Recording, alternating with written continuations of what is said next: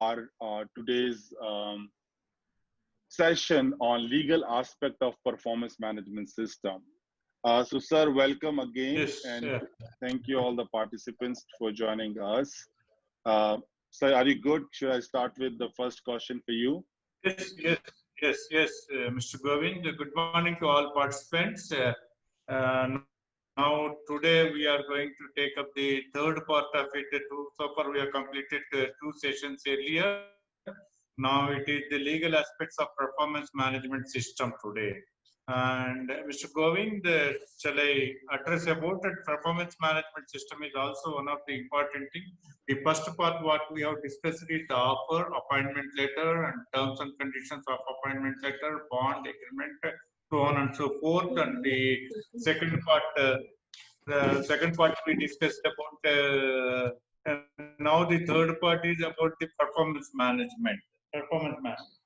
Now, in respect of the performance management, there are several queries and doubts that the participants are having. Now, coming to the thing that what are the essential terms and conditions for the performance management, you must have a clear terms and conditions, unambiguous terms and conditions in the appointment letter in respect of the performance.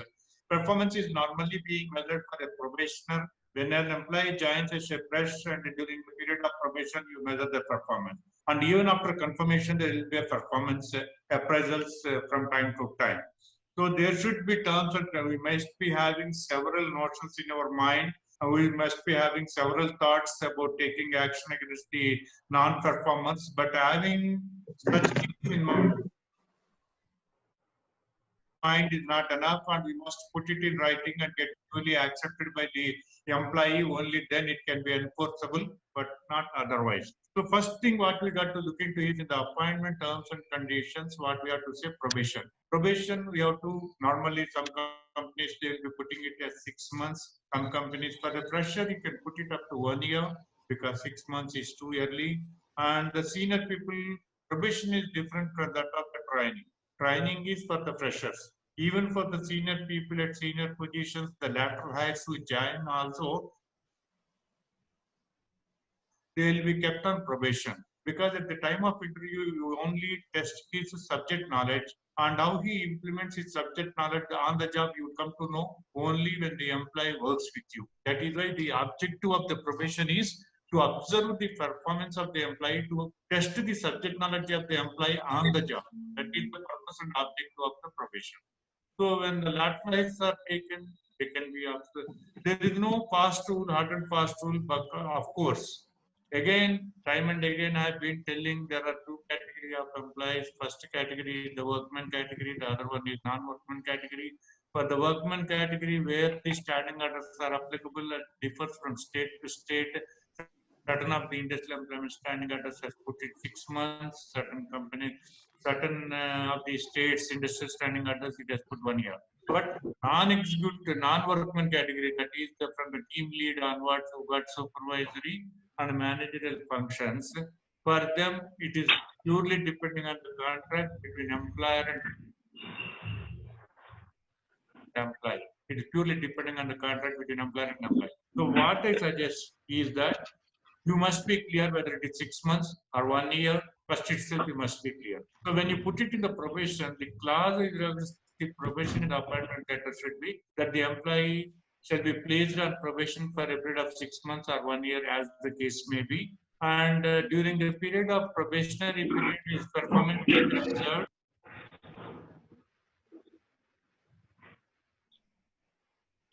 So you went for a mute. Can you please unmute yourself?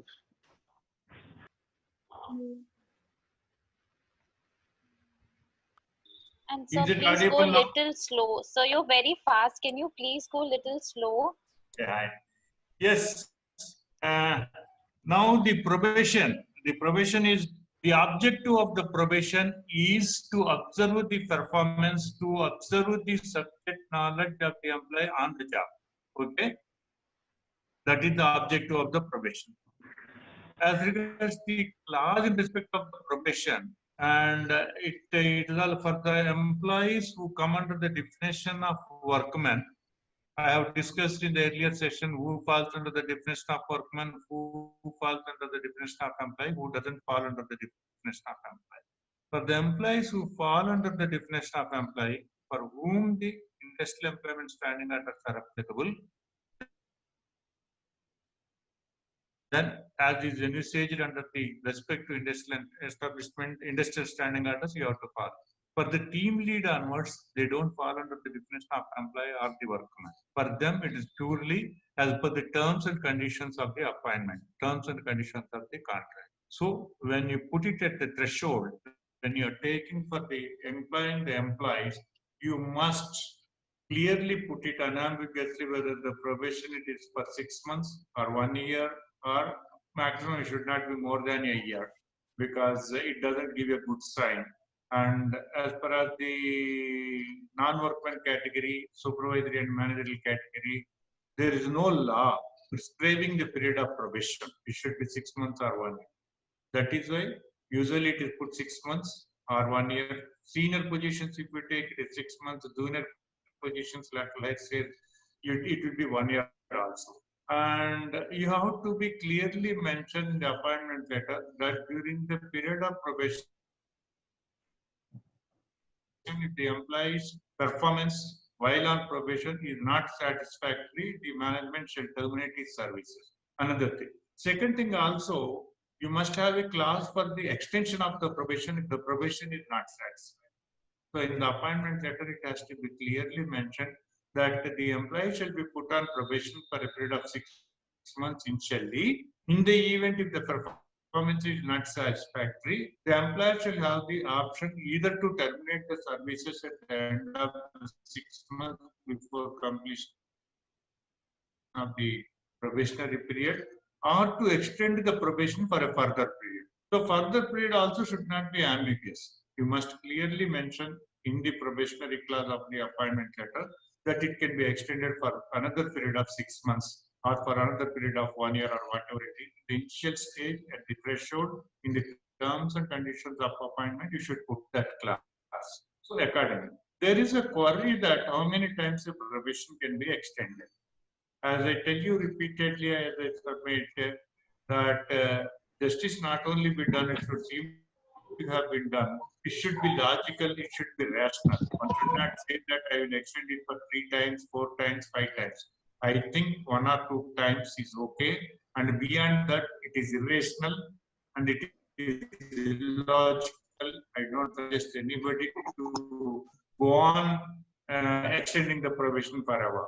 That is one aspect. The other thing is that if at all the probation is extended, because normally sometimes the employer is also concerned about the employee wants to give one more chance. That in the event, you should take a requisition letter from the employee that the probationary period has initiated under the appointment letter is completed. I could not, but I request you to extend the probation for another period of so and so months, and give me an opportunity to improve the performance so that I can prove. If such an employee gives such a letter and requisition and an undertaking to the employer can extend the probation, not suo motu. After the expiry of the term mentioned in the appointment letter, the employer cannot suo motu extend it, only for 6 months, for further period of 6 months, or 1 year, further period of 1 year. That is about the extension of probation. That is one thing. Yes, Mr. Govind, shall we go by the other questions? Yes, sir. I would suggest that as you have covered and you have given a base of this conversation, I would suggest that we can take some of the questions which I see here on the chat, which Yes. are related with provision, and we can take it from there. Okay. So I'll go a little from the down to the up. Maybe let me pick from the top. I see there are questions which are not connected with provision period right now. So I will skip them for a while. If we have time at the end, we will try to pick them. But I'm picking questions which are more connected with the topic which we have right now. So one of the question was, and I think that has been answered, was from Nishan, that is 1 year provision period is right. And I think your answer was that it is fine, but you will not prefer to have it more than 1 year. So I think that's the a question. And then here is another question from Mr. Anand. And he said, can the employee confirm the provision of the employee before the specified period in the appointment letter against the wish of the employee? If the employee doesn't want the confirmation, he cannot keep them because the employee has to ultimately he is the one who got to perform.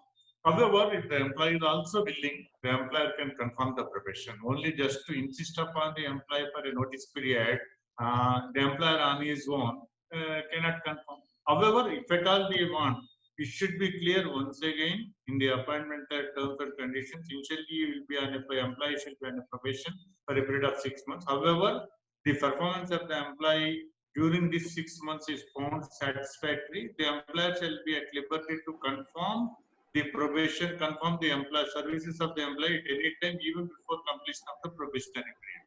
That has to be specifically mentioned in the appointment letter. Okay, Mr. Govind?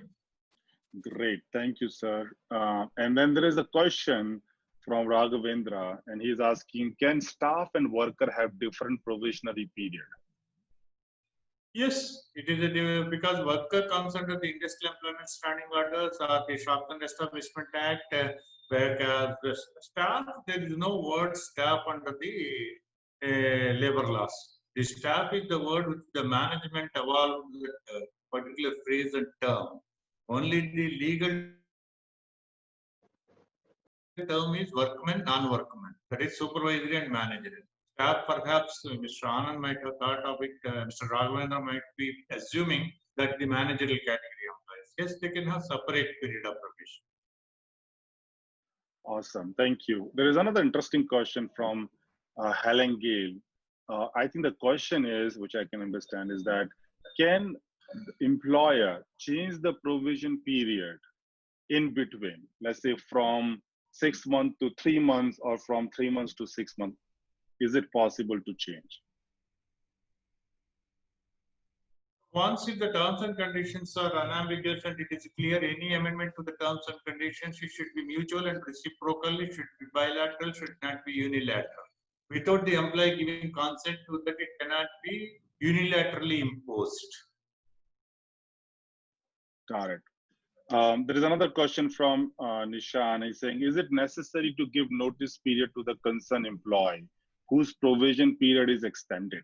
And if yes, how many days before we should give this notice period? Yes, there is no law about this probation. There might be judgments, but it all purely depends on the terms and conditions of the appointment letter. In the appointment letter, if the employer puts a clause that during the period of probation, if services can be employee services can be terminated at any time without notice, well, it can be terminated without notice. It can be a termination simple sitter, and the courts also upheld termination simple sitter during the period of probation. But after completion of the probation, whether confirmed or not, if the probation is not extended before completion of the probation, before the expiry of the probationary period, the employee shall be deemed to have been confirmed.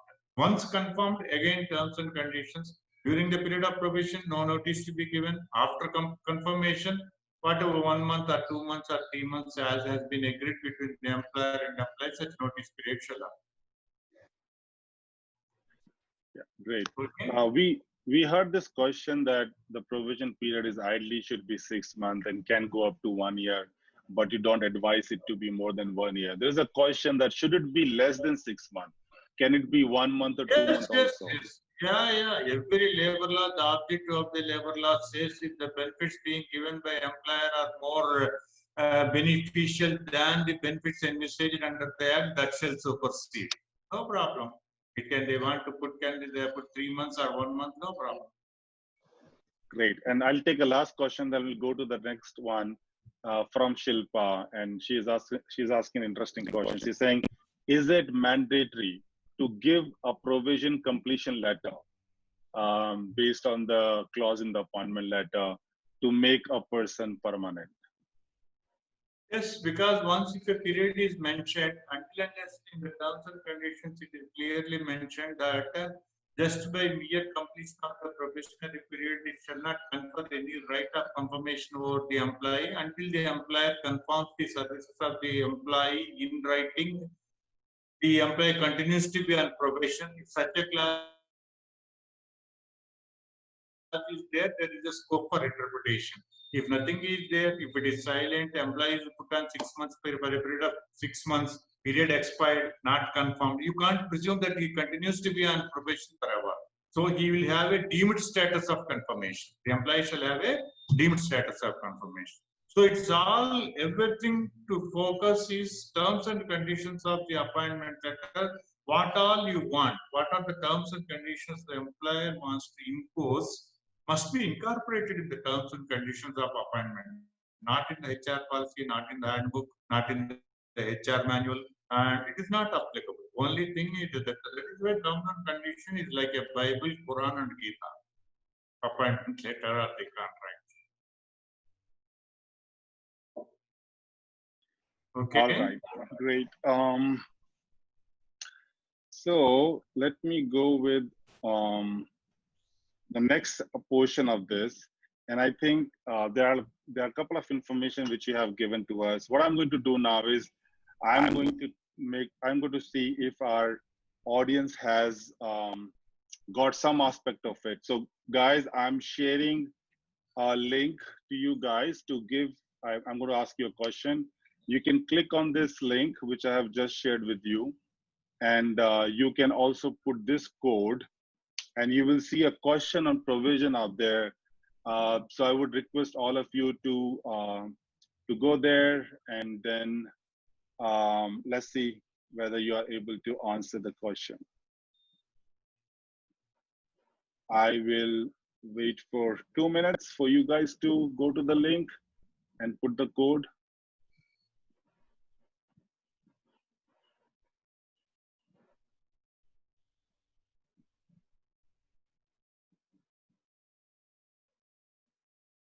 And somebody had put the question of rehiring.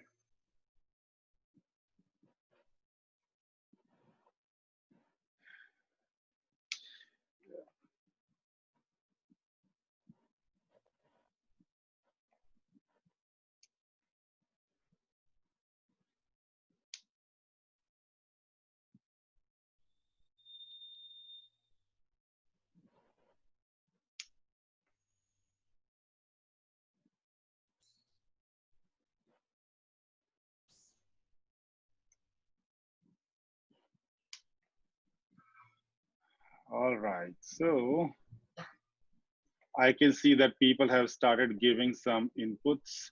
So let me present the questions to everybody and also the answers from you guys. So I'm sharing my screen.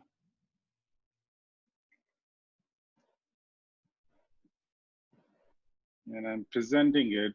So the question was, how many times the provision can be extended?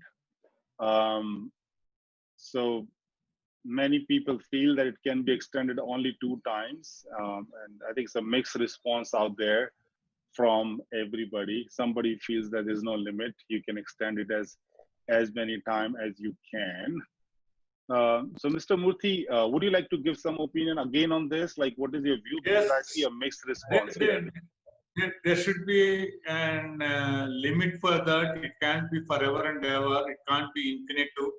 And for an indefinite period, it should be reasonable and logical. It shall be initially for some period as is agreed upon, and one more time, not multiple times. Continue to be on probation. Awesome. That is not this thing. Awesome, great, thank you. All right, so are you okay if I go with confirmation process? Which one? Murthy? Yes, sir, tell me. Yes, Mr. Go and tell me. I was saying, are you okay if we start talking about confirmations and then a little bit about Yeah. appraisals? Yes. Yeah. Shall we go into that? Yes, sir. Yes, sir. Okay. And shall we go as per the question and answer, or shall I make a presentation about it?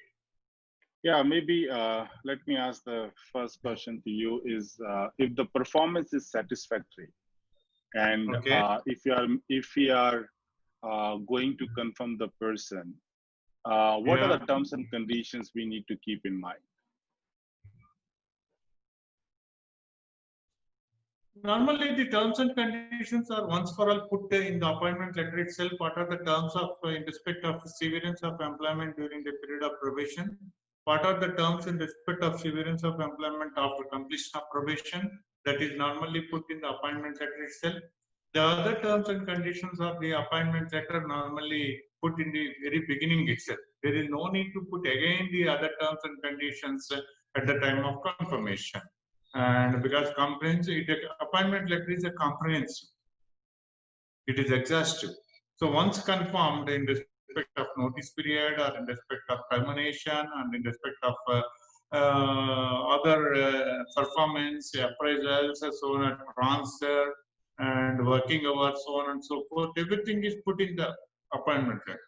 At all, if at all the employee gives a new role upon confirmation to him, or switch over to the other role or other project, then you can put such terms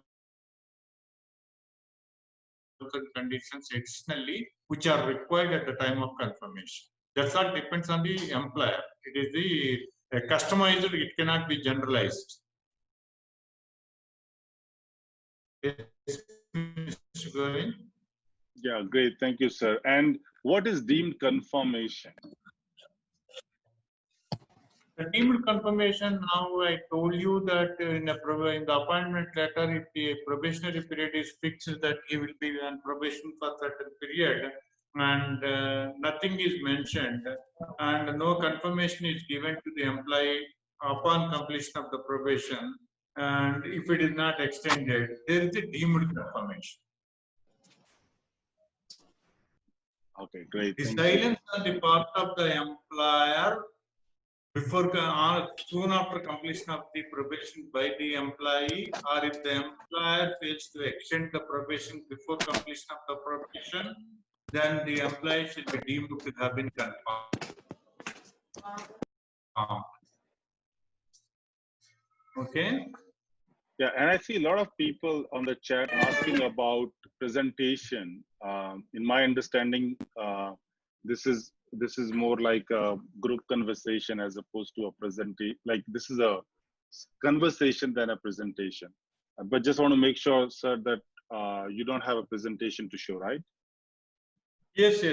Because presentation to show diverts the attention, they will not be directly pay the attention. When I address them directly on the questions that would be better. If they want, I can repeat it time and again, but simultaneously looking into the slides and hearing to me. All right, I just want to make sure that my audience understood it well.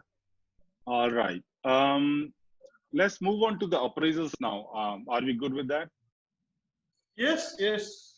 Or else shall I make a general presentation about all the things and then invite the persons Mr. Govind? Yeah, as you feel appropriate, sir. I'm okay with that. Yeah, now I will tell you. Now, so far we have discussed about the probation and the period of probation, extension of probation, number of times of extension, and as well as the confirmation. These are the things what we have discussed about it, and appraisal of the performance during the period. And if you find, and even during the period, simplify saying that the performance is not satisfactory, you must have a documentary proof to prove that what is the task target that is assigned to the employee, to what extent he achieved it and what is left, whether he achieved it or not. So what are his failures during the period of probation must be recorded. It should be documented. That is one aspect. The other aspect is that and there will be different type of appraisals. One is the self-appraisal. appraisal, one is the appraisal by the immediate superiors, one is the appraisals online, and one or the other one is the assessment by the third party. All these things will be there. And the performance also different sort of performance. One performance is that when the employee has to perform individually, and the performance of the employee when he is group, the performance of the employee in respect of the upgrading his knowledge, and also employee in respect of training the others, various aspects as per the job description, whatever the employee. So in all these methods, the performance is appraised and assessed. The assessment must be informed to the employee. It must be informed. Another thing is that normally the appraisals in certain of the companies they take annually, and after the assessment is over, they will be declaring the increments sometime 3 months down below after the assessment period or so. Certainly, the employees normally get disappointed. Everybody feels certain that they are doing well, but they could not, their performance is not recognized. If it is in between the assessment period, mid of the assessment period, if the assessment is done and the employee is appraised of his strengths and weaknesses, and give some time for him for that is performance improvement plan. For that period, if he got to improve, he will get this much increment. The employer will have a fair chance. The another thing is that the performance improvement plan. Performance improvement plan is that even for the freshers, probationers, and even after confirmation of service, even for the senior employees or lateral hires or the rehires or whatever it is, even performance improvement plan. Mostly I could find from out of my clients is there is no documentation. One to one the employee is called and counseling is done and he was appraised of, and certain times it is put in the mails, certain times not put in the mails. And when the counseling takes place nearly half a dozen times, 2 times it is put on in writing through mails, and rest of the 4 times it is a oral discussion. It should not be. Everything, the discussions during the performance improvement plan should be clear, ambiguous. You should communicate, and employees should also, you also say as and when you send that these are the things, lapses I could find. These are the reasons in the performance, your non-performance, and these are the issues of non-performance. And leave the end message to the employer that the employee should revert back to you about this within 2 days from the date of receipt of this mail. If the employee fails to revert back on that, the employer shall presume that he has admitted these things. Or else the employer has to come back with the action plan, how he overcomes the lapses that are found by his boss. That has to be mentioned in the first in the mail, in the communication, it has to be mentioned what he is supposed to do, what he has not done, what is your expectation, employer's expectation, what is the gap between the employee's performance and expectation of the employer must be properly communicated. When it is communicated, second step what the employer need to seek is that the assessment authority has to seek is from the employee that what is his plan of action to overcome this. Third thing is that if it doesn't get back in such and such time, it will be accepted. So these are the things that has to be, it must be properly documented. And that's what I say that is very much important when it goes to the court of law. That is about the counseling process and documentation and everything. And if required, you can also record the counseling process with the consent of the other party. So that would be transparent and clear. That is also there. And yes, whether the non-performance has to be substantiated with the document, yes, it must be. And simple oral evidence is not due. And whenever there is a training, role change, and usually in the things, certain times the project what they are doing, the technology on which the employee is working may become an absolute, and there may not be any project. And the employer might be getting a new project with the new technology. So with the existing employees, if we want to, they can, as and when he has put on the new project, in the terms and conditions, or whenever the employee is put on a different project, he must be given some time, gestation time, like 1 or 2 months. Then you say that as and when the employee is changed from one project to the other project, and he would be given 2 weeks, 3 weeks, or 1 month time to get himself acclimatized or acquainted with that project. And afterwards, he has to give his performance. This 1 month period shall be the observation period for him to switch over to the new technology. Then in that condition, when you put him on the project, you can also incorporate condition.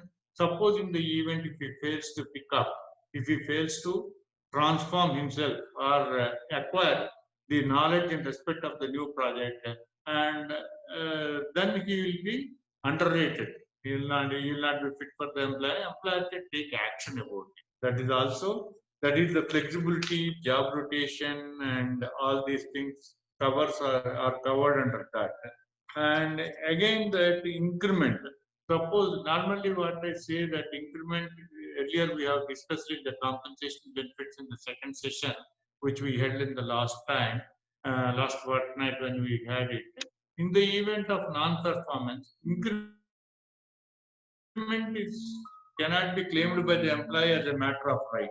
Increment is a reward for the employee being given by the employer. Increment cannot be claimed as by the employer as a matter of right. It is a reward for the performance. So you must be clear. And increment is, there is no statutory obligation. Another thing is that what is the salary? Suppose in the event, can there be any reduction of salary? Suppose certain times the employees are put on project, certain times the employee are put on bench. When he is on bench, can the employer negotiate a different compensation package while on bench, another compensation package while on project? Yes, employer got every right. Only minimum wage is the statutory right.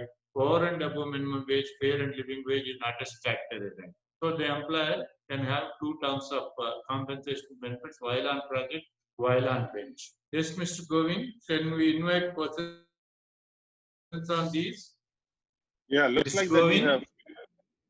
Yes, sir. I think Yes, we have covered almost everything, starting from appraisal to performance improvement plan to counseling to trainings to people on bench, and there has to be a different pay scale for them.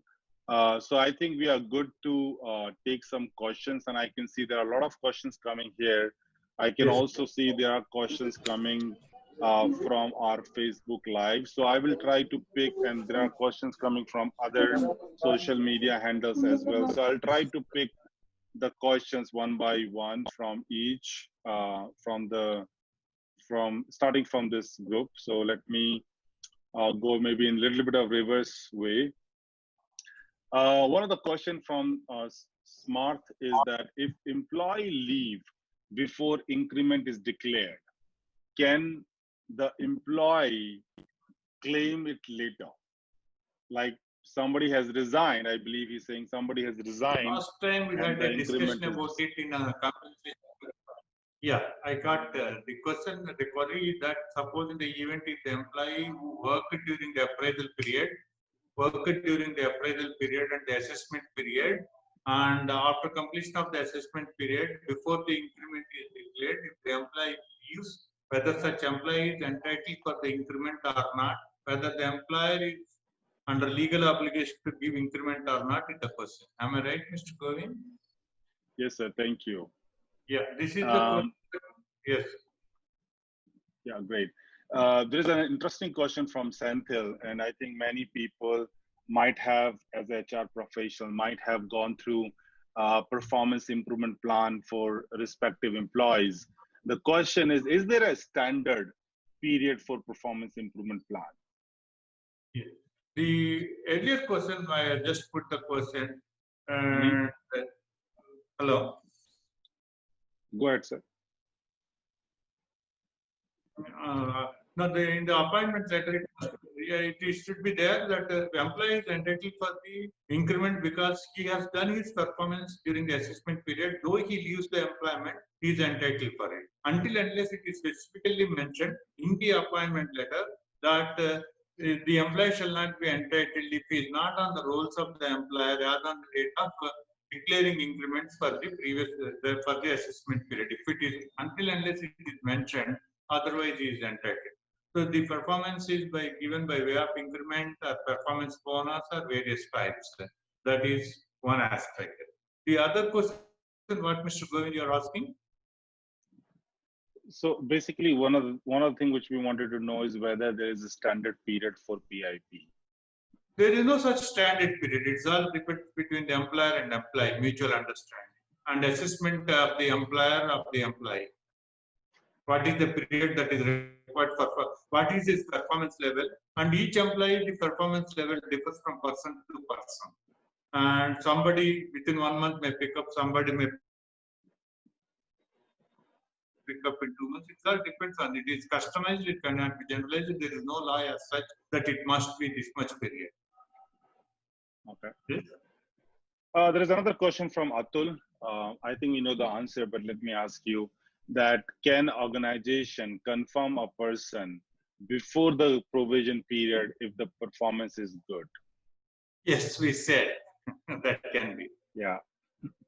All right, maybe we can use a different approach also. I see a lot of people raising their hands to ask question, and I would like to call out one by one. If you Yes. have question, you can raise your hands, please. Please do not unmute yourself and start speaking. I will call out the name and looking at your hands. So there is a hand raised by Sakshi Gomai. Sakshi, you can unmute yourself and ask your question.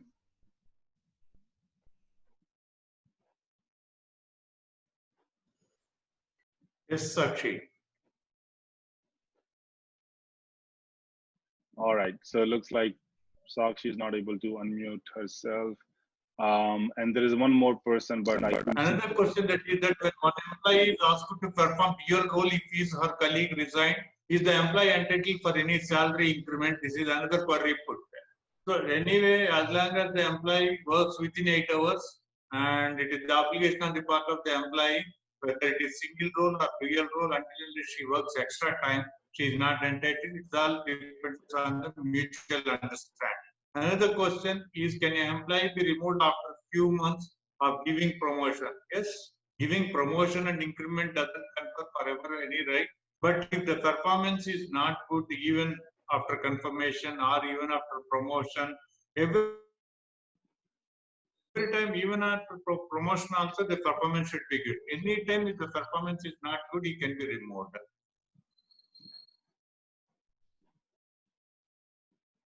And another question about the extension of probation that we have already answered.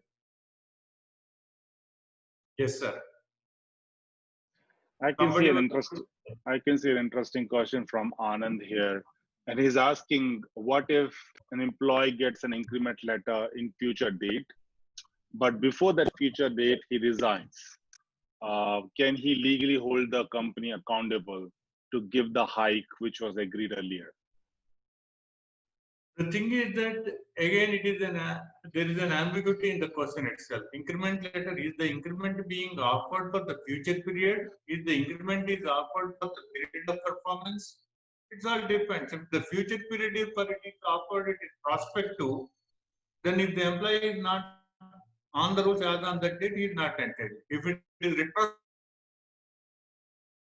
retrospective, till the date he is in employment, he is entitled. Awesome. Okay. Yeah, and there is another good question from Deepti, and I think many companies practice this, that during the provision period, the employees are not entitled for some of the benefits. They are only entitled when they become a confirmed employee. So example, leave is a great example that some companies say that you are not entitled for leaves during the provision period. And I could see a similar kind of question from our social media, Facebook page, where the RK Rija is asking that whether the Mediclaim facility should be given to people during the provision period. So it's a general question whether the benefits are applicable or not. But then there is a specific question on leaves and Mediclaim. Yes. As regards various perks, various allowances, various benefits, all these things, whether the employee is entitled during the period of probation or not, all depends on the terms of contract. When it comes to the leaves, As I told you, the employee who comes under the definition of workman is governed under the Shop and Establishment Act. Even a probationer is also entitled for the leave if he puts in 6 months of service. There is because law does not discriminate in respect of the leave benefits between a probationer and a confirmed employee. As regards the LTA, as regards the Mediclaim, as regards the other benefits, it is not envisaged under the law. It's all depending on the contract between employer and employee. If they want to specifically put it, it should not be said that simply we have put it in our manual, in our policy and other things. It must be clearly mentioned in the employment contract that during the probationary period he shall not be entitled. Only upon confirmation he will be entitled for these tax and allowances. Is it clear? Yes, sir. Yes, sir, it is. Thank you very much. There is another question from Abhi Dalal, and he's asking that what if the HOD of the employee is extending the provision period again and again, even if the employee is working good, but he does not have a good relationship with the HOD? What can employee do in this situation? What will be your advice to the employee? We cannot say that, yeah, if the employee is not satisfied, if he can prove his performance, if it is not in writing and the probation, until unless it is given in writing, but the probation also, if it is extended unduly for a different period, I mean for 2 years, 3 years, the employee can definitely question it in the court of law, saying that it is discriminatory and it is unjustified. He can definitely question. Or otherwise, the employee wants to exploit or extract without ensuring himself that without confirming the services, only continuing him forever on probation, forever and ever. Employee can question that in the court. Great, and I think that was the question from Anand also, that can the employee legally take any action in case the provision is getting extended again and again without any valid reason? So I think you answered. Yes, certainly he can. It is for the employer to justify his action before the court of law. There's one interesting question from Swaminathan, and this is about rehiring an employee. He's asking whether we need to have a provision period when we rehire the person, or should we skip it? What are your views on that? Sir, understanding between the employer and employee, if the employer feels that the rehiring, because earlier he worked with them and he has seen their performance, no need to see, it is up to him.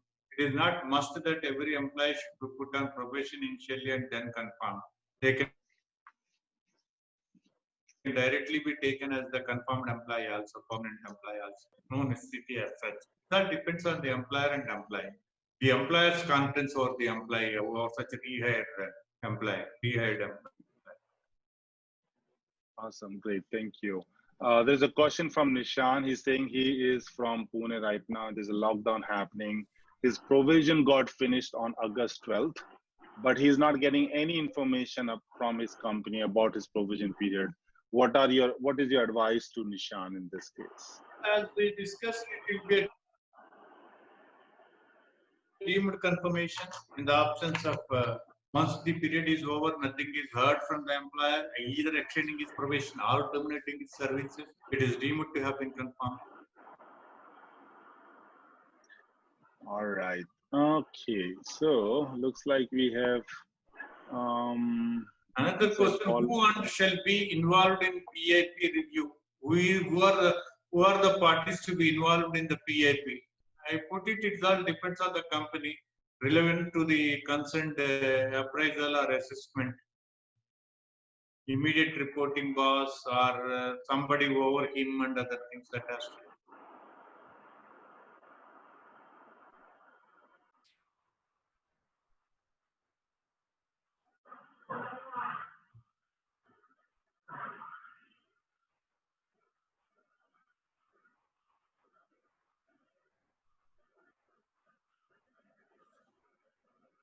Sorry, sir. So I was just changing codes. As I can't see many of the questions here, but yeah, there are a few more. There's a question from Jagan. He's saying, what about increments for maternity cases? Should those people be also eligible for increments? When the employee is permitted to proceed on leave as per law, he continued to be, and his performance he cannot be said that because he is on leave, is not performance is not good, he won't get it. Employee is the employee who is an authorized and legalized and permitted leave is entitled for all the benefits. Until otherwise, it is an unauthorized absence. Yeah. Okay. Be it a maternity leave or a medical leave or whatever. Great. There is a question from Abhay Dalal, and he's saying, if suppose the charter of demand is submitted and it was due, but it was extended by 2 years, and all the employees have given backdated area, but in between, some employees left, whether they will be eligible for area or not. Mr. Govind, I got the point. It is basically in the manufacturing companies that happens. The charter of demands of an expiry of the settlement period, they will be submitting it and there will be negotiations will be on and on for at times for 1 year or 2 years or whatever it is. And finally, they arrive at a settlement under the Industrial Dispute Act. When they arrive at a settlement, sometimes it can be prospective, it can be retrospective. There is no law such that it has to be always retrospective.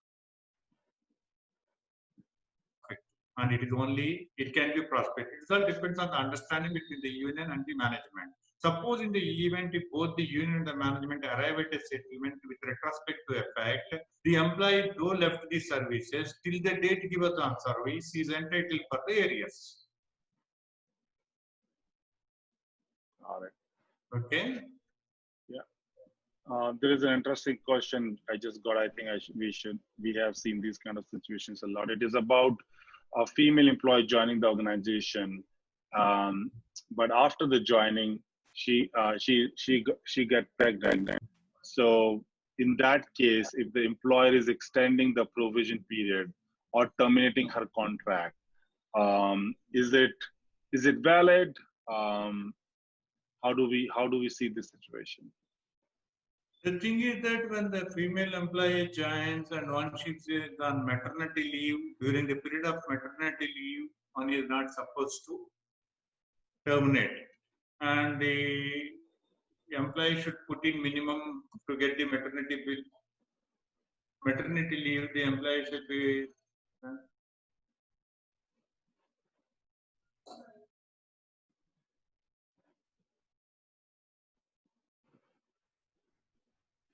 Mr. Govind, are you able to hear me? Yes, sir, I can.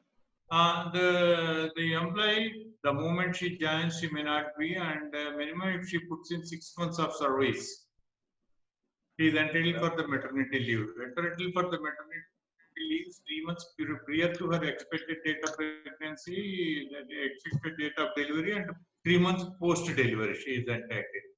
And during the maternity period, she is not supposed to be terminated. And the law is very strict. If any woman employee is terminated while on maternity leave, the punishment is imprisonment and the employer cannot get away with the penalty.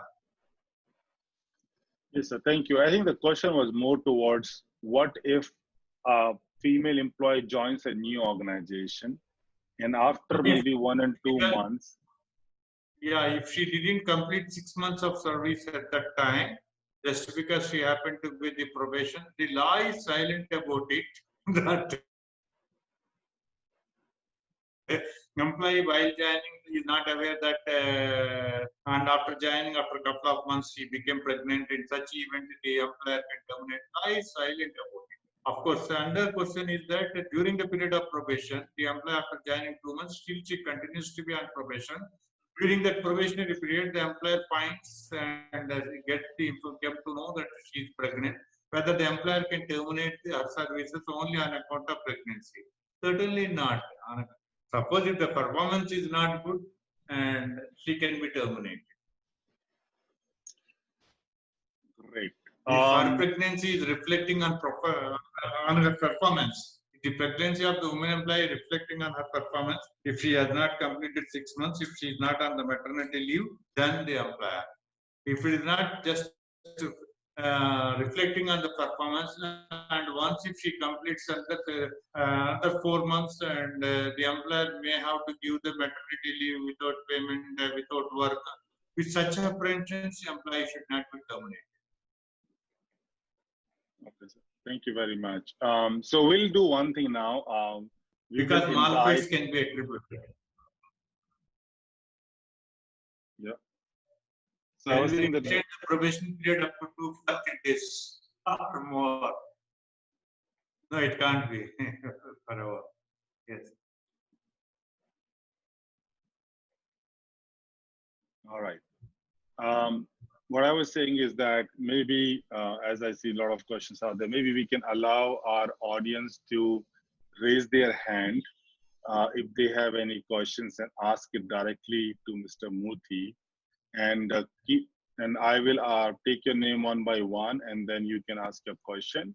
Meanwhile, you are raising your hands. We can quickly go with another quiz which we have for you guys. And I'm going to paste the link again for the Mentimeter. And I'm also going to give you a code.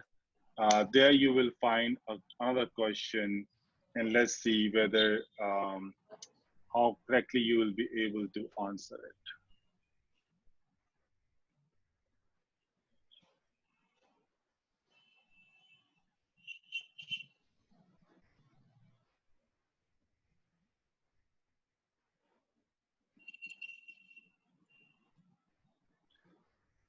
The question is basically, is it essential to substantiate the non-performance with documentary proof? And I think Mr. Murthy has touched upon this already during our session. So maybe it's a good test if the audience is able to hear it. So this is what audience vote is right now going on. And I think very clearly everybody feels that we need to substantiate it with the documentary proof. So great, guys. Thank you very much for answering your questions. The audience themselves answered it. Everybody is in concurrence. Absolutely. So I don't see anybody raising his hand right now. Does this mean there is no question? But I see Diksha Agrawal raising hand. So Diksha, you can unmute yourself and ask your question. Yes, Mr. But the question. Good morning, sir. Very good morning. Question is, due to the COVID issues, the company is extending the FLF settlement of the employees, like from 3 months, 6 months. So, what will be the procedures and the policy that should be keep in mind for regarding FLF? And the full and final settlement is not taking place during the COVID period and the lockdown period and other things. The company is indefinitely postponing the full and final settlement. Yes, sir. What steps the employee can take? Is it your question?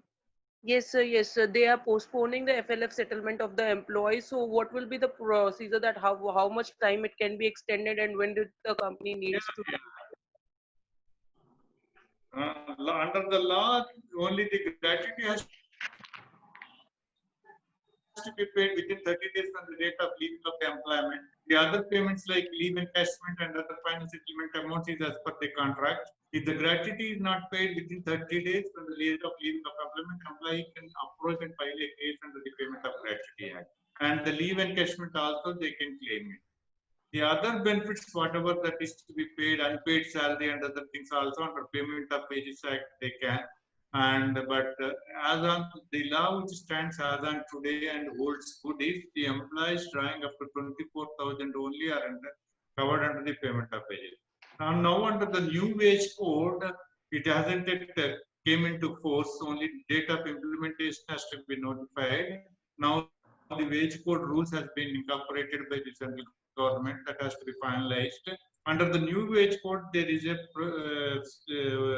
provision envisaged that within 3 days from the date of severance of employment, the final settlement has to be paid. There is a law. Okay, sir. Okay. There is Thank specific provision about it. In the present law, there is no such specific provision. Okay? Okay, sir. Thank you, Thank you, sir. sir. Welcome. Kshitij Yadav, if you want to unmute yourself, you can unmute and ask the question. Thank you so much for the opportunity.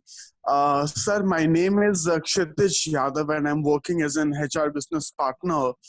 Now, in one of the organization which I've newly joined, in terms of leave policy, they say that casual leave and sick leaves, we are giving you, in advance, but for your privileged leave Yes.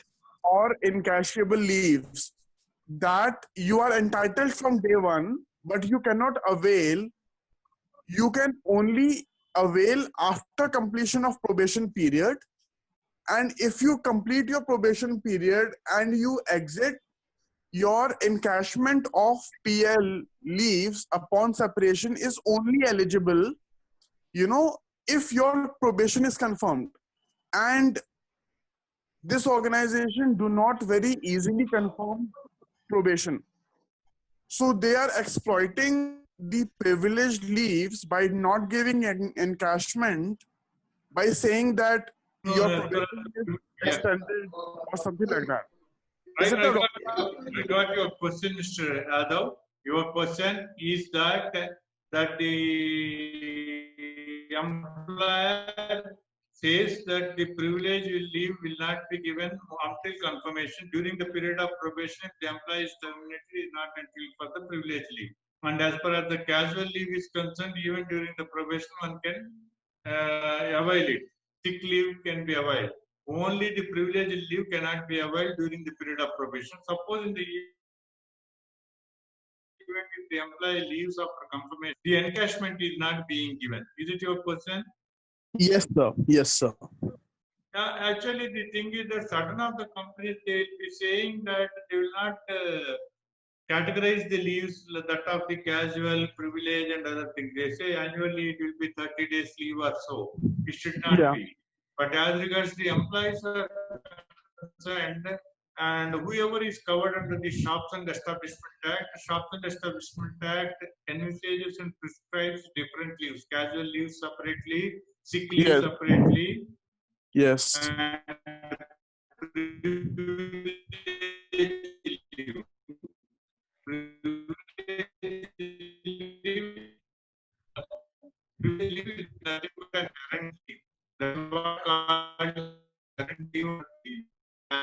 and currently we will be entitled only after putting a minimum service under different states as envisaged under the Shops and Yeah.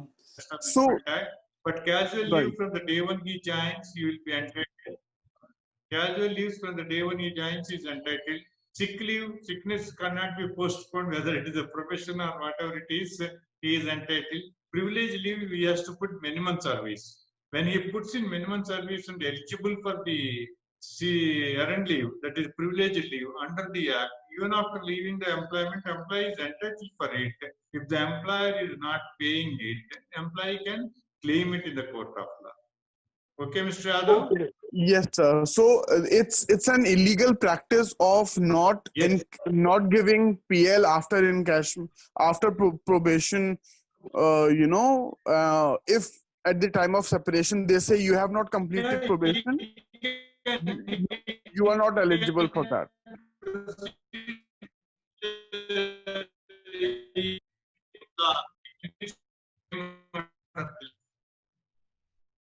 Okay. Okay. Right. No, your voice is breaking, Mr. Yadav. Yes, sir. I think you got the answer to your query. Okay. Okay. Yeah. Thank you. Thank you. You're welcome. All right. Karthik, can you please unmute yourself and ask your question? Yeah.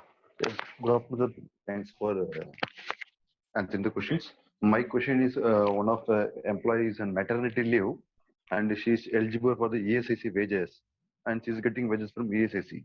So we are Okay. doing the LOP for her, and since there is no wages from company, there is no PF contribution for her. So she is asking the Okay. question that whether Yes, it we that need way, to. because when she is getting the maternity benefit, when the employee is covered under the ESI's leave, when she is under ESI's employee ESI's scheme, when she is availing the maternity benefit under the ESI's scheme, the employer need not pay again. Yes. You don't say it is loss of pay. You say she is an ESI leave. In your records, you record that she is on ESI, maternity leave, but not make by the ESI corporation. Okay? Okay. Thank Sir, you. voice is breaking, sir. Not able to hear you, sir. Could you please repeat this, sir? Yes, sir. Any queries? Can you repeat Your the voice is answer of the breaking, sir. last question, please? Yeah.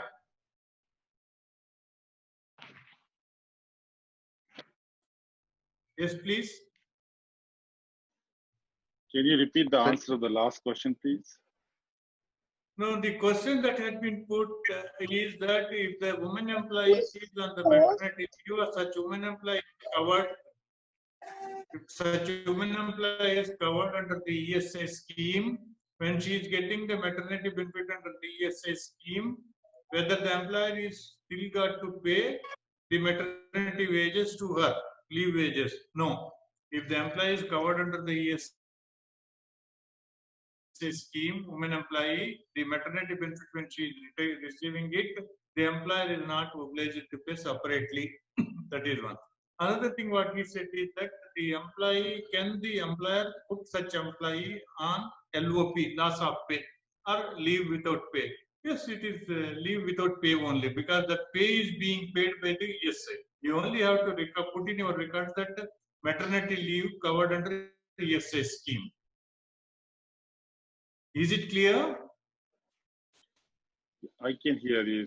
I can hear you properly. So that's great. Yes. Thank you. Yeah. When covered under the only one benefit, the employee will get, women employee, not both from the employer and as well as the ESI corporation, because the employer is paying the ESI contributions. Yes. So even though she is getting ESI wages, she is not availing the PF benefits. Example, for the 6 months, employer is not paying the PF. So is this right, sir? Yeah, and yes, that was no, the employer, because there is no payment, there is no PF. Where there is a payment, there is a PF. Okay. Okay. Thank you, sir. Thank you very much. Thank you.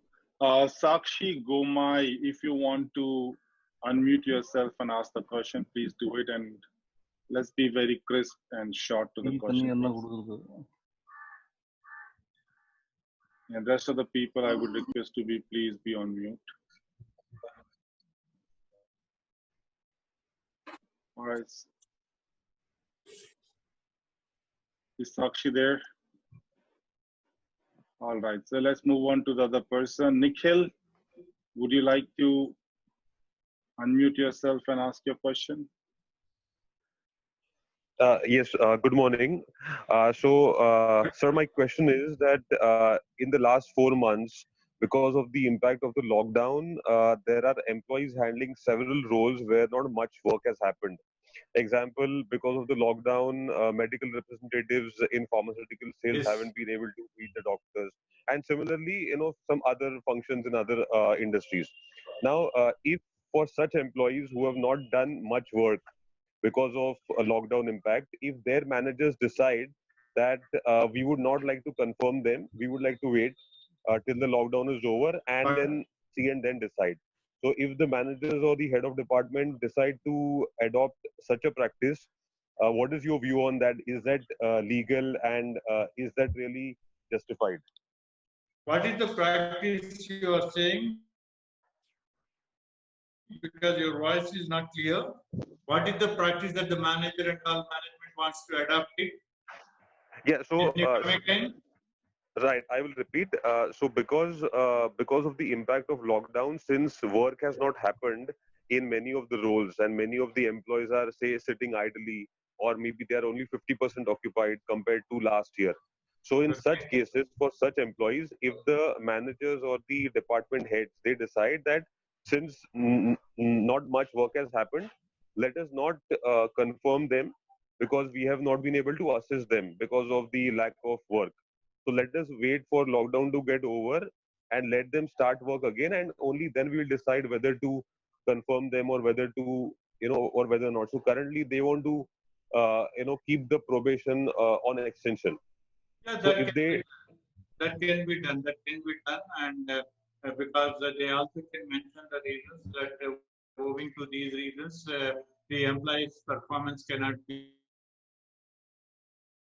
observed. Therefore, the provision is extended for further period of so and so. And you see, the situation doesn't improve because it is all unforeseen circumstances where you didn't expect it. That